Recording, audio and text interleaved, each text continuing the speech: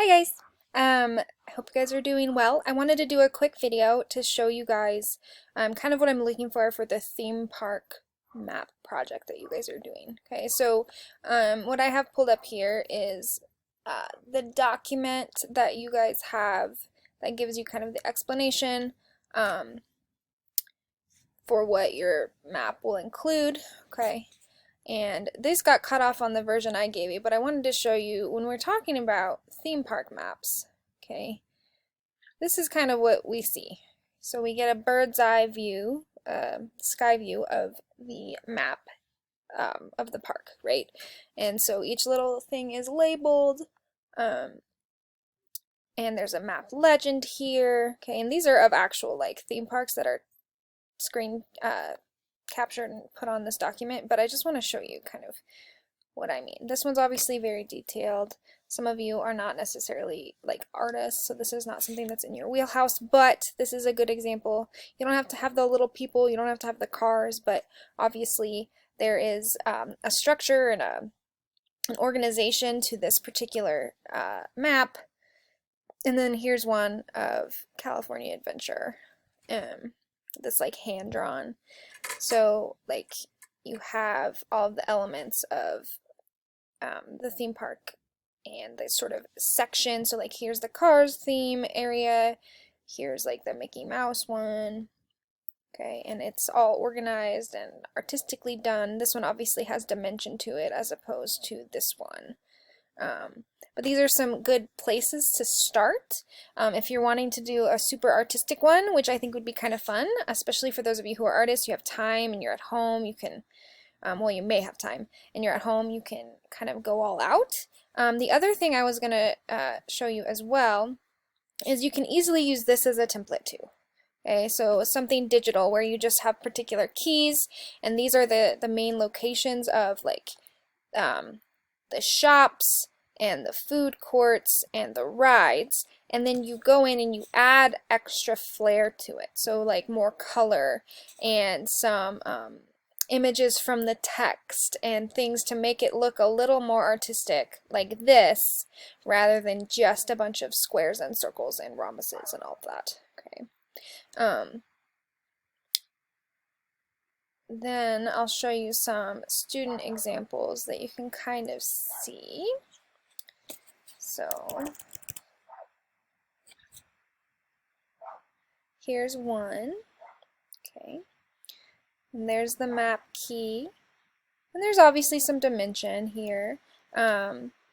This, I believe, I'm trying to figure out what book this is based on, but it's kind of hard to see. There's like a volcano. I'm wondering. There's like a snake. I can't really tell what book it's based on, which is maybe problematic. But it has all of the elements, okay? Some roads, some trees, and a roller coaster, all of this. This is a good one, okay? It kind of, you know, it's not like the most artistically, like, technical, but it's good. Same here. Use of color. Okay, we've got different elements included here. It's not just circles and squares. There is a little bit more to it than that. And there's the key. Oh, and this is Verona's Thrill. So this was probably Romeo and Juliet. Oh, yep, R and J right there.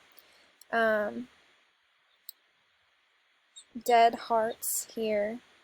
There's a police station for some reason. A theater with the Greek comedy and tragedy emblem, right? So there's some thought put in here. Starcrest Park, this is also Romeo and Juliet, so I'm assuming the first one was Romeo and Juliet as well. This one is like somewhere in between the digital version I just showed you where it's just shapes, and then there's obviously some color. Okay, this one I don't think has as much depth of thought into it because like I'm not really sure why. Like why are there palm trees? I don't know. Maybe that's in the student's explanation, but that's an example of one, and then this one too. Okay. Nothing too terribly fancy. It's obviously very different from the ones of the actual theme parks we looked at, but what I want to avoid is just seeing this with nothing else really added to it to make it, to show me any creativity or anything like that. here are, I think these are the same examples, yes. There are a couple other ones. So like, for example, this right here shows like the progression of if you sketched it, if you did it digitally, you could color it in. I know some of you might have iPads or tablets where you can draw. This is a pretty good example, I think, of what you could throw together and label. If I can zoom back out. Here's another example of what it could look like. This is obviously very detailed, but just the general format of it is a good starting place. Especially those of you maybe are picking a book that takes place on a coast, right? Making it sort of a water park might be a good idea. And you don't have to have it this detailed and this quality of art, but this general format is good. It leaves you openings to label each aspect of it. And this one's another good one. It's got a roller coaster all the way around it. And I just want to give you guys some like ideas on how to structure your maps so you don't get stuck just like sitting there wondering how to do it. Those of you who are good at drawing and sketching, this is another way you could go. So it's like you're looking face on instead of sky view. Let's see what else. That one. I'm fine if you guys trace it too. Here's one with color.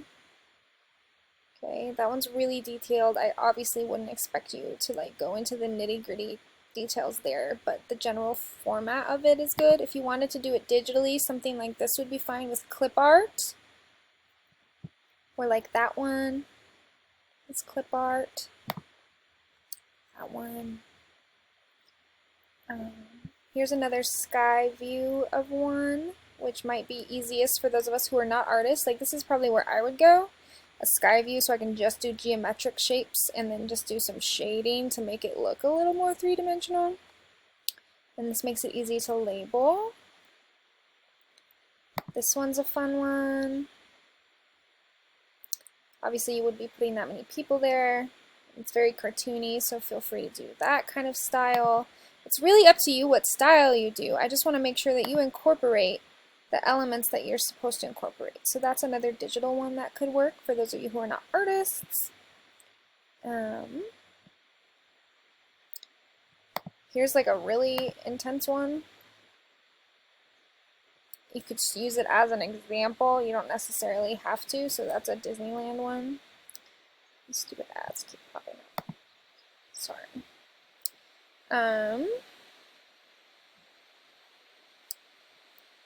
Okay, so use your resources. Look up what theme park maps generally look like, and then go from there. Okay. I'll accept a variety of different styles and like complexity to it, right? So put your best effort forth. But I mean, essentially, like this is what I just Googled, like hand-drawn theme park maps or DIY theme park maps where you like do it yourself, right? You can even do sketched theme park maps, and you can see kind of like a framework to work with. Like, you know, that's a starting sketch, and you build from there. Hopefully that's helpful to you. This is another really good place to start for those of you who aren't artists. I just want to make sure that you take it the next step from there, so that it's not just a bunch of shapes, that you add some dimension and some creativity to it. And obviously you are also incorporating all of this, the plot diagram, the map key, the explanations that I'm requiring of you, and all of that. But I think that should hopefully clear things up for you guys. If you have questions, just email me. I hope you guys are doing well. I really miss being in the classroom with you guys. Let me know if you guys need anything at all. Until the next time I see you.